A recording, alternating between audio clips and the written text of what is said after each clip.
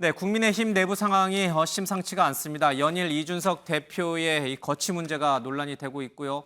또 배현진 최고위원과 갈등설도 나오고 있습니다. 내일 이준석 대표의 윤리위 문제가 쟁점이 될 것으로 보입니다.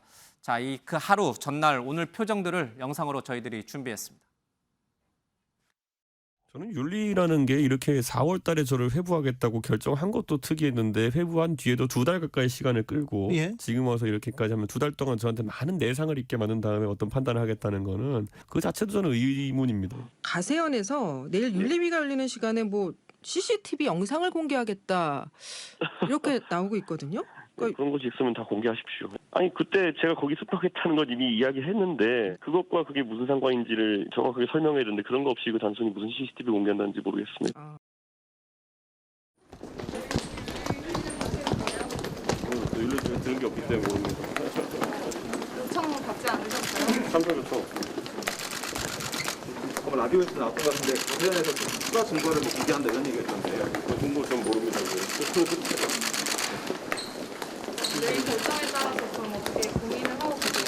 모르겠어요. 저는 내일 참석 요청도 없기 때문에 지금 그때 공개 회의를 요청하셨었는데 그것들은 반응이 딱히 없습니다.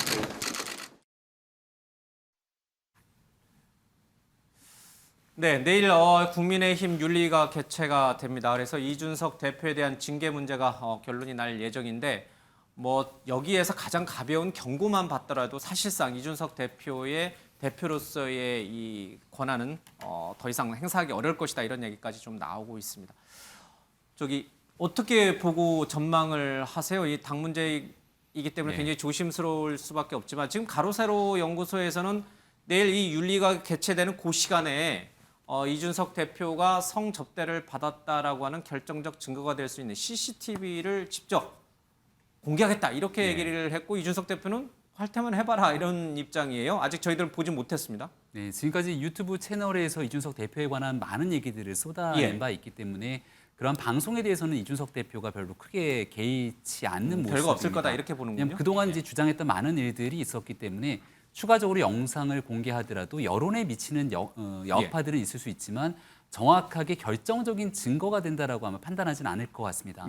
이준석 대표 입장에서는 오히려 이런 가로세로 연구소의 방송보다 훨씬 더 큰 부담이 될 수밖에 없는 건 바로 어제 있었던 민주당 윤리심판원의 결과가 아닐까 싶거든요. 최강욱 의원. 최강욱 의원 같은 경우는 굉장히 큰 잘못을 했다고 저는 생각을 하지만 이 말에 관련된 내용들로 6개월 당원권 정지라고 하는 중징계를 받게 됩니다. 선거와 관련된 일이기도 하고요. 이제 정치라는 건 결국 상대성에 따라서 움직이게 되는 일이기 때문에 민주당에서 내린 중징계 결과가 국민의힘 윤리위원회에 미칠 수 있는 이 부메랑 효과를 사실상 무시하기가 어렵지 않을까 이런 생각이 되기 때문에 내일 진행되게 되는 이 윤리위원회에서 그런 내용들이 일부 영향을 미치지 않겠는가라고 많이 오히려 최강욱 의원 징계권이 이준석 대표한테 불리하게 작용할 수 있다. 훨씬 더 가로세로 연구소에서 공개하겠다고는 영상보다 더 큰 부담으로 다가설 공산이 크다고 생각을 하고요.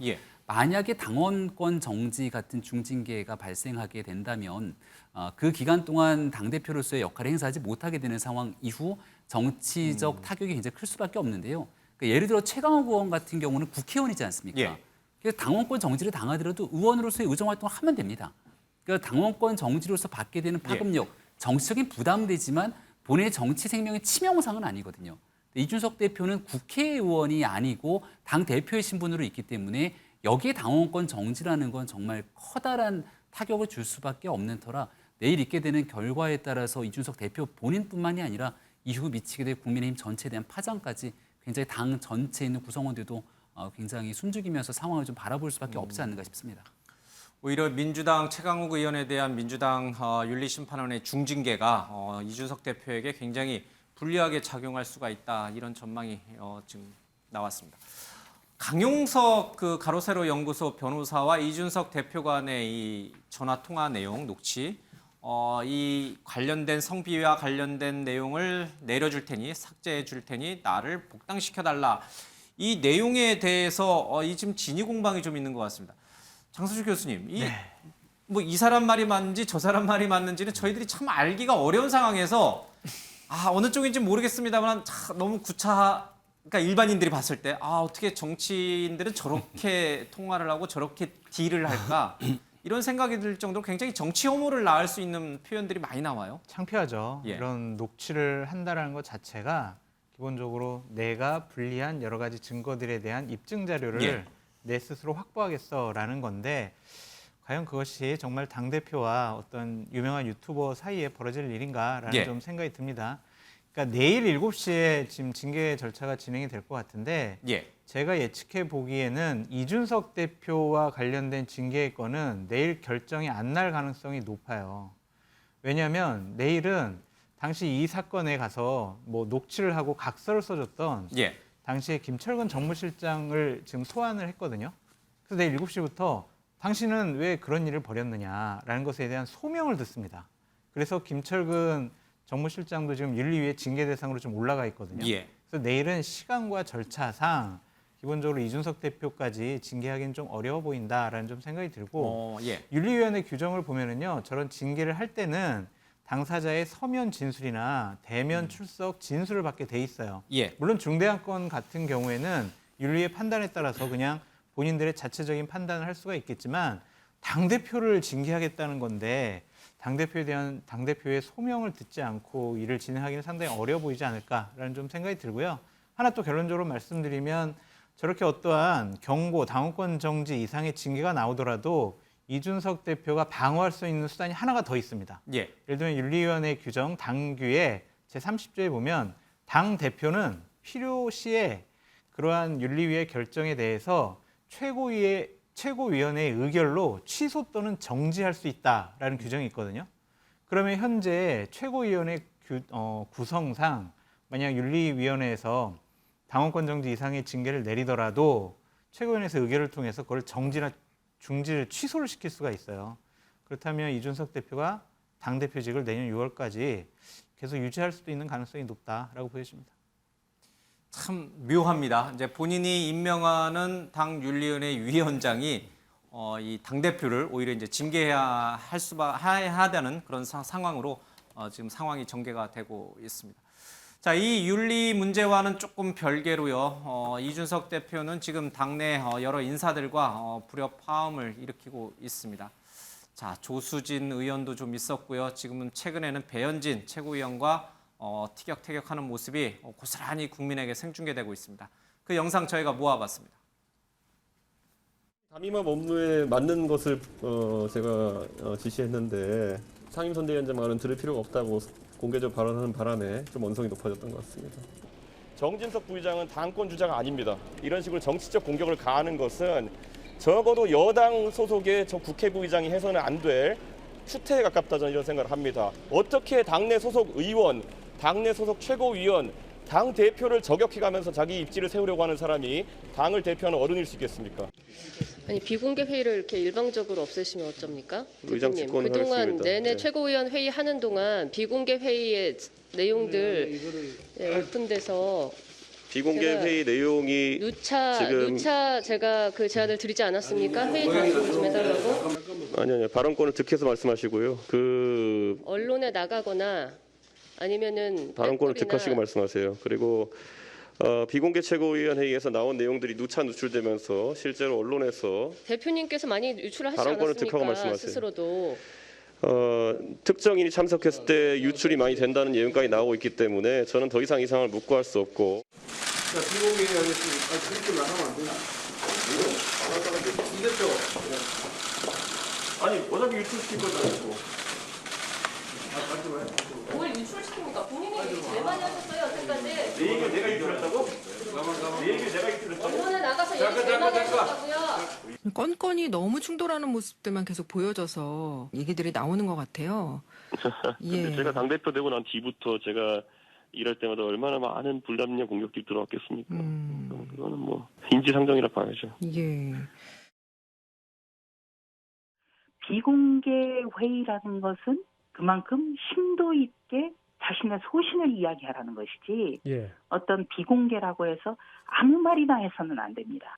그거는 이준석 대표도 새겨들어야 됩니다. 특정인이 이야기하면 괜찮고 다른 사람이 이야기해서 기사화가 되면 못마땅하고 그런 것은 어떻게 보면 내로남불의 비판에도 처할 수 있는 문제입니다.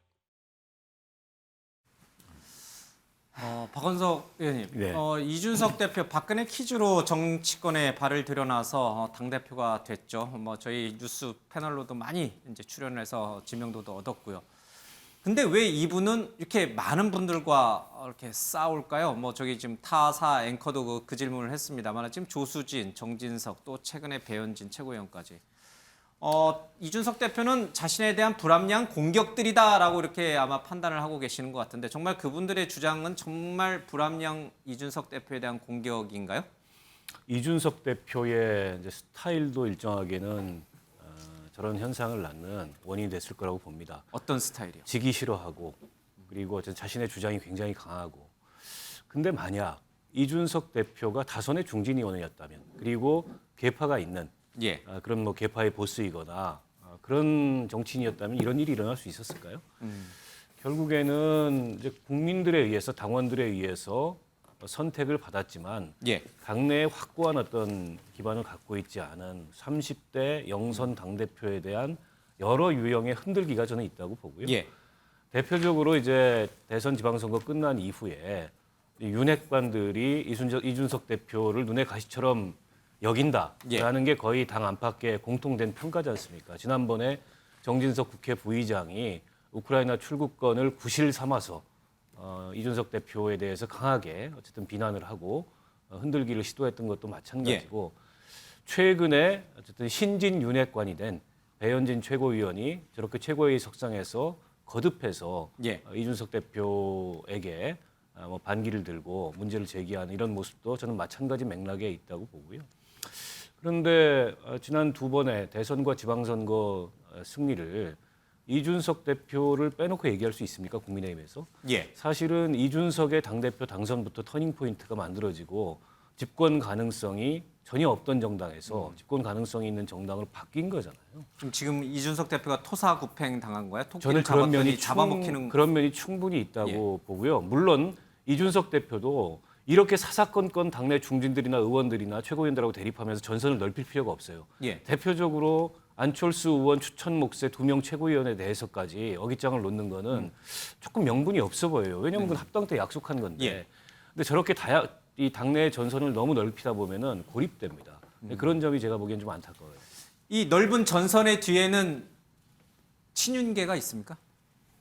저는 꼭 그렇게 보여지지는 않는데요. 그럼 조수진, 정진석, 배현진 최고위원 다 개별 이준석 대표랑 이렇게 대립각 세우는 거지 그 뒤에 누군가가 크게 진을 치고 있는 건 아니란 뜻이. 국민의힘이 그렇게까지 치밀하게 조직적으로 움직이는 정당이라고 저는 생각하고 싶지는 않고 또 제가 비대위원 등 지도부를 경험해봤기 때문에 그런 방식으로 정치가 게임하듯이 하나하나 조직화돼서 움직이지는 않는다고 단언컨대 말씀을 드립니다. 조금 전에 박원석 의원님께서 이준석 대표 이제 공에 대해서 말씀을 주셨죠. 대통령 선거 승리에 대한 사실상 시발점은 이준석 대표의 공이 있기 때문이 아니냐. 저는 조금 생각이 달리하는 게요. 사실 그 시발점은 지난 4.7 보궐선거에서 서울시장의 승리, 정말 25개 자치구의 전체를 이겨낼 수 있을 정도의 승리가 있었기 때문에 그리고 대한민국 국민이 만들어낸 윤석열 대통령 후보라는 걸출한 인물이 있었기 때문에 혁신을 위한 과정이 있었기 때문이죠. 거기에 젊은 층들의 지지를 이끌어낼 수 있는 이준석 대표의 공이 있었던 것도 사실입니다. 하지만 이준석 대표만이 있었기 때문에 이 모든 국민의힘의 변화가 있었을 것이다라고 보기에는 무리가 있는 거죠. 이런 과정 속에서 정치적 공과를 두고 다투고 있는 내용들이 지금의 국민들께서 보이기에 좋지 않는 모습을 보여주고 있는 단초라고 생각되는데 속히 대통령 선거 승리 이후 오만하고 정말 자신들끼리 싸우는 모습들을 국민들께 보여드리는 게 기본적인 정치적 도의가 아니기 때문에 한 발 뒤로 물리면서 제대로 일할 수 있는 모습을 빨리 찾아나가는 게 이준석 대표를 비롯한 국민의힘의 지도부 모든 구성원들에게 필요한 시기라는 말씀을 꼭 드립니다. 장성철 교수님, 주관적인 판단일 수도 있는데 지금 이준석 대표와 이렇게 대립각을 세우고 있는 이 세 분, 또 당내 친윤계 의원분들하고 지금 이준석 대표하고 뭐 주관적으로도 그렇고 객관적으로 이 여론은 누구 편이에요? 이준석 대표가 매니아층이 있어요. 젊은 세대? 네, 젊은 20, 30대에 강한 지지를 받고 있다라고 좀 말씀을 드리고 싶고요. 지금 여러 가지 상황을 보면은 당대표에게 저렇게 공개적으로 저격을 하거나 좀 모욕감을 주는 발언을 하는 것 자체가 상당히 저는 잘못됐다고 봅니다. 주관적으로는요. 네, 2014년, 15년도에 예. 저희가 박근혜 정권 시절에 당대표, 이제 김무성 당대표였을 때 서청원 최고위원 등이 공개적으로 김무성 대표를 모욕을 줬어요. 나르샤 사건. 예, 그러니까 그 당시에 상당히 지도부가 집권 세력이 분열되고 서로 갈등을 많이 일으켰었거든요. 그런 모습이 지금 또 보이는 것 같아서 상당히 좀 안타깝다라고 말씀을 드리는데 저는 배현진 최고위원이 부적절한 발언을 통해서 여러 가지 좀 잘못된 행동을 하지 않았느냐라는 생각이 듭니다. 예. 장성정 교수의 주관적인 얘기였습니다. 실제로 누가 더 국민 지지를 더 받는지는 좀 모르겠습니다. 저는 개인적으로는 좀 지켜보죠. 내일이 아마 중요 분수령이 될 것 같습니다. 자, 다음 이슈 가겠습니다.